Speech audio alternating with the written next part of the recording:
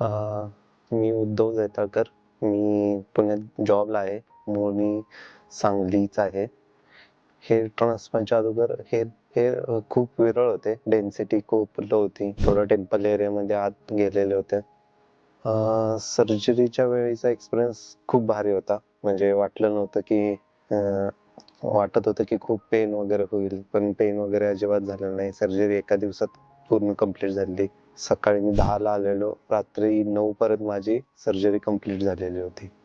Surgery अशी काही painful नव्हती. नॉर्मल जसं ह्याचं पेन असतं तसं पेन होतं. एवढं काही पेन जास्त नव्हतं.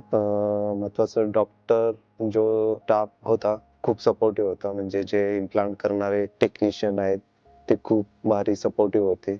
म्हणजे कुठं इनकम्फर्टेबल वाटत आहे तर ते थांबत होते. जास्त हे झालं तरी खूप सपोर्टिव्ह स्टाफ होता. हेअर ट्रान्सप्लांट नंतर हेअरची डेन्सिटी खूप वाढलेली आहे. तुम्ही बघू शकता. म्हणजे 4 मंथ झालेले आहेत. त्यामध्ये तो जो रिझल्ट आहे खूप भारी आहे. म्हणजे जो कॉन्फिडन्स असतो तो वाढलेला आहे. हो, ऑब्विसली रेकमेंड करणार. मी माझ्या मित्राच्याच रेफरन्सने आलेलो होतो. त्याने पण इथे केलेले. Thank you Lord density.